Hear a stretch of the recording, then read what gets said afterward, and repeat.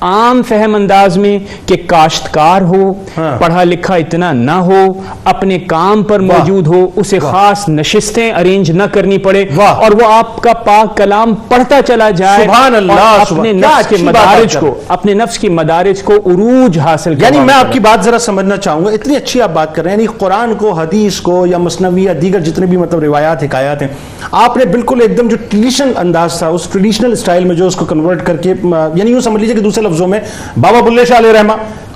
میاں محمد بخش علیہ رحمہ, سچل سرمست علیہ رحمہ, یہ سارا وہی رنگ ہے جو آپ کو بکھرا ہوا نظر. سچل سرمست تو آپ کے انفلوئنسڈ میں تھے, یعنی آپ کے بعد, لیکن میں رنگ کی بات کروں, میں رنگ کی بات کروں. لیکن اب میں گزارش کروں آپ سے کہ بنیادی بات آپ دیکھیے, یعنی جنید بھائی, یہ ہے کہ دیکھیں زبان کس کا انتخاب کیا گیا, سندھی کا. اس کو میں کہہ رہا ہوں لوکلائز کرنا. کیوں؟ اس لیے کہ اگر آپ غور کریں کہ عربی زبان علماء کی زبان تھی, ٹھیک ہے, فارسی زبان اشرافیہ کی زبان تھی, عوام الناس اس سے دور تھی. پھر لوگوں کی سفرنگ, یعنی لوگوں کی جو اذیت تھی, استحصال تھا. ہم سب جانتے ہیں کہ سندھ کے اندر جاگیرانہ نظام تھا, اور اس زمانے میں جس کی طرف حضرت نے بھی اشارہ کیا کہ سندھ یعنی 1595 کے بعد جب اس مغل امپائر کے اندر موجود تھا, تو آپس میں کشمکش تھی. ان حالات کو دیکھ کر, اور پھر کمزوری, ذلت اور استحصال کی علامت یعنی خواتین, ان کو اپنی سٹوریز کے اندر بہت ہی پک اینڈ چوز میتھڈ کو ایڈاپٹ کرتے ہوئے آپ نے اس پیغام کو لوگوں تک پہنچایا کہ ان کی سفرنگ, ان کی تکالیف آسانی سے. اچھا, اس میں جو شاج و رسالوں کی آپ بات کر رہے ہیں اس میں 30 ابواب ہیں, اور 7 میرا خیال ہے جو ملکاؤں کی بات, جی بالکل, عورتوں کی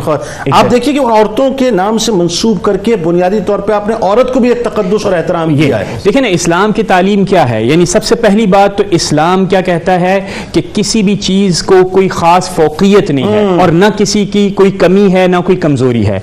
اس عورت کو جس کا مقام اس زمانے کے اندر یعنی سندھ کے اندر, اور اب تو بالخصوص وہ پھیل ہی چکا ہے کہ اذیت, استحصال کی علامت, کمزوری کی علامت سمجھنا, شاہ صاحب نے اسے اپنے بنیادی کردار بنایا, اور اس کردار کو یہ بتایا کہ یہ عزت اور افتخار کی علامت,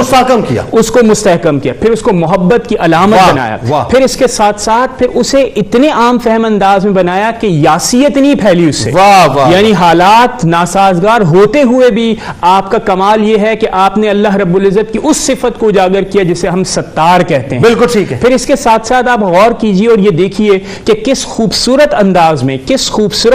میں آپ نے انفرادیت کیوں قائم رکھی, کہ اس زمانے کا چلن کیا تھا کہ ہم وحدت الوجود کے ذریعے سے تصوف کرتے ہیں. آپ نے اسے عام فہم بنایا, اور سورہ اخلاص کی ان اللہ رب العزت کی ان صفات